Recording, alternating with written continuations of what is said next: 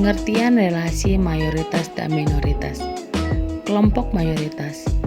Pengertian mayoritas adalah jumlah orang terbanyak yang memperlihatkan ciri-ciri khas tertentu menurut suatu patokan dibandingkan dengan jumlah yang lain yang tidak memperhatikan ciri-ciri itu. Dengan demikian, mayoritas mengandung arti kebalikan dari kata minoritas, yaitu golongan sosial yang jumlah warganya jauh lebih besar dan lebih banyak bila dibandingkan dengan golongan lain yang ada di suatu masyarakat. Kelompok mayoritas menurut Sutherland merupakan orang-orang yang menikmati status sosial tinggi dan sejumlah keistimewaan yang banyak dalam suatu wilayah. Konsep mayoritas di sini didasarkan oleh dominasi kekuasaan, bukan dominasi oleh jumlah anggota. Kelompok mayoritas itu sendiri biasanya cenderung lebih agresif, karena sekelompok ini biasanya menganggap kalau dirinya itu sebagai penguasa, sehingga mereka selalu merasa ingin menang sendiri. Kelompok minoritas. Dari sudut pandang ilmu sosial, pengertian minoritas tidak selalu terkait dengan jumlah anggota kelompoknya.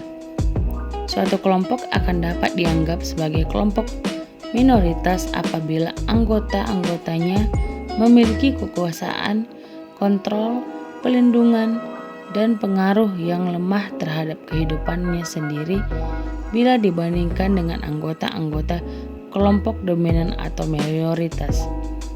Dengan demikian, bisa saja suatu kelompok secara kuantitas atau jumlah dari anggotanya merupakan mayoritas atau dominan, akan tetapi dikatakan sebagai kelompok minoritas karena kekuasaan, kontrol, dan pengaruh yang dimiliki lebih kecil dan lebih lemah daripada kelompok yang jumlah anggotanya lebih sedikit atau minoritas. Ciri-ciri kelompok minoritas. Yang pertama, mereka yang ditekan atau yang dihalangi oleh kelompok mayoritas sebagai hasil dari perkembangan kekuasaan yang berbeda. Minoritas adalah kelompok yang selalu tidak beruntung daripada kelompok mayoritas. Yang kedua, mereka dibedakan secara fisik atau budaya dari kelompok mayoritas yang dominan. Mereka dibiarkan hidup di tempat tertentu karena kurang daya tariknya. Yang ketiga, kelompok sosial yang disebut minoritas adalah pengelompokan sejumlah orang yang merasa atau mempunyai pengalaman tentang ketidakmampuan dalam beragam aspek. Karena ketidakmampuan itu, mereka diprasangkai, didiskriminasi, disegregasi, atau mengalami kombinasi dari faktor-faktor tersebut dan kemudian diperlakukan secara tidak sederajat oleh kelompok lain. Dan yang keempat, kelompok minoritas terbentuk oleh suatu pengalaman tentang karakteristik khusus yang dipertukarkan khusus oleh para anggotanya. Misalnya, karakteristik fisik atau budaya, atau keduanya, sehingga oleh kelompok dominan mereka dianggap mempunyai harga diri yang rendah. Cara terciptanya kerukunan antara kelompok mayoritas dan minoritas antara etnis. Landasan terwujudnya kerukunan adalah toleransi.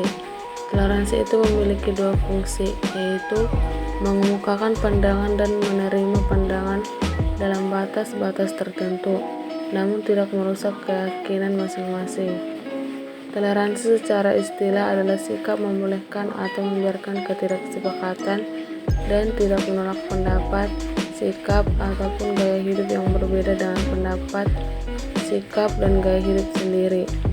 Sikap toleran pada tataran implementasi tidak hanya dilakukan terhadap hal-hal yang berkaitan dengan aspek spiritual dan moral yang berbeda, tetapi juga harus dilakukan terhadap aspek yang luas, termasuk aspek ideologi dan politik.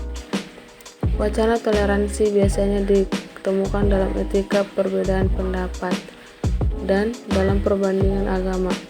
Salah satu etika berbeda pendapat adalah tidak memaksakan kehendak dalam bentuk-bentuk dan cara-cara merugikan pihak lain. Toleransi yang dikelola secara baik merupakan modal penting bagi membangun kerukunan nasional. Kerukunan nasional menjadi aspek determinan dalam membangun nasional. Sulit melakukan pembangunan nasional jika konflik sering terjadi di masyarakat. Energi akan terforsir hanya untuk mengurusi hal-hal yang semacam itu.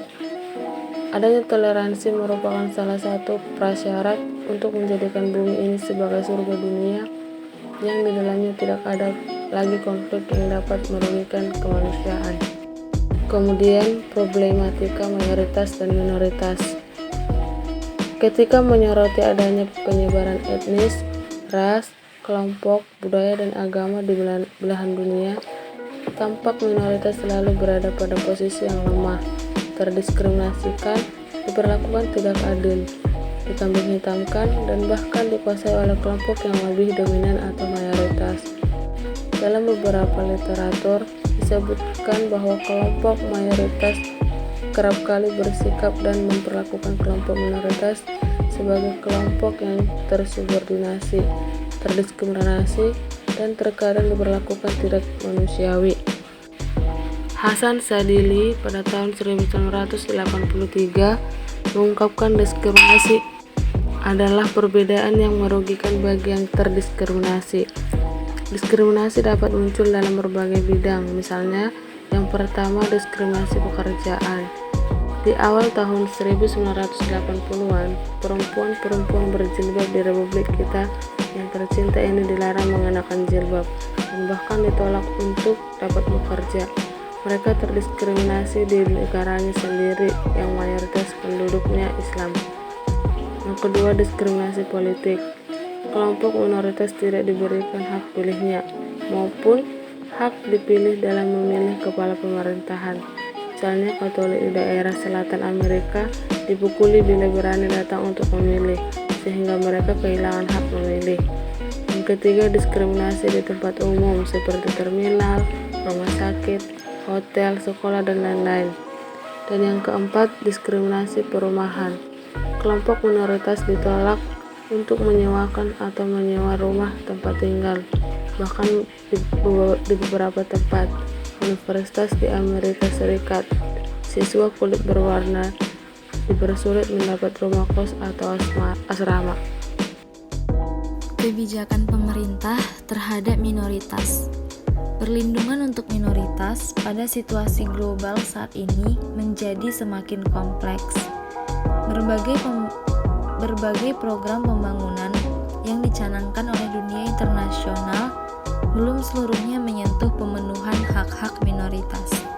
Padahal, berbagai pengalaman dan studi telah menunjukkan bahwa kelompok yang paling rentan dan paling miskin pada umumnya berasal dari kelompok minoritas, baik minoritas secara etnis maupun agama. Hadirnya demokrasi juga tidak serta-merta menjamin pemenuhan serta perlindungan hak minoritas. Hal tersebut bisa dilihat dari berbagai regulasi dan kebijakan yang diterbitkan.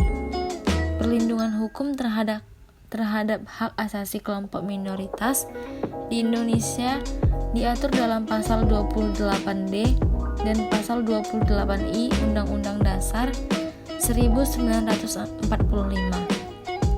serta tercantum juga di pasal 3 ayat 3 Undang-Undang Nomor 39 Tahun 1999 tentang Hak Asasi Manusia.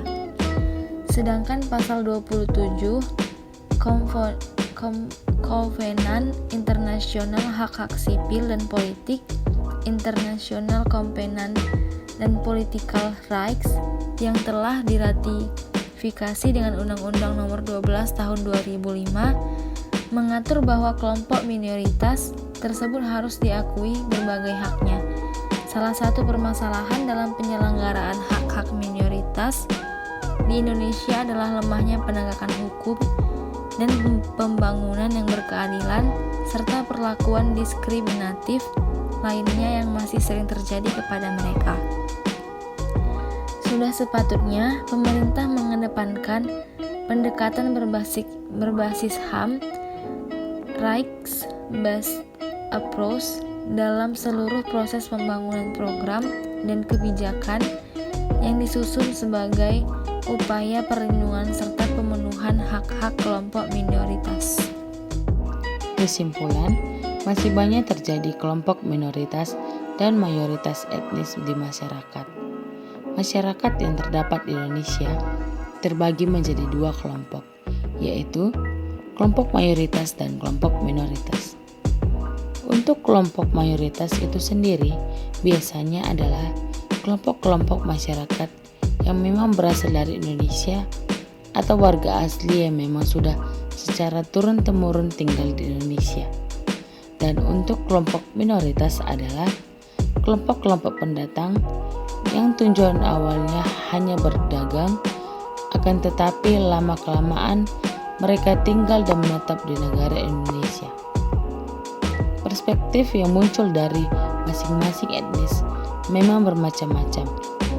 Hal ini muncul karena adanya perilaku yang kurang sesuai yang muncul dari orang yang berasal dari salah satu etnis, sehingga dengan adanya perspektif tersebut muncul adanya stereotip, diskriminasi, dan pencipta jarak sosial yang mana perspektif tersebut membuat orang lain yang berasal dari etnis tersebut pasti memiliki sifat yang sama. Upaya mengatasi permasalahan yang disebabkan oleh perbedaan etnis bangsa tersebut salah satunya adalah melalui jalur pendidikan. Pendidikan adalah usaha sadar yang dilaksanakan melalui proses pembelajaran untuk mengembangkan potensi peserta didik yang berguna bagi dirinya, masyarakat, dan negara. Dalam kaitannya dengan upaya mencegah kelompok mayoritas dan minoritas, ungkapan ini menggambarkan bahwa perlu ada semangat tolong-menolong satu sama lain oleh seluruh komponen dalam kehidupan bermasyarakat.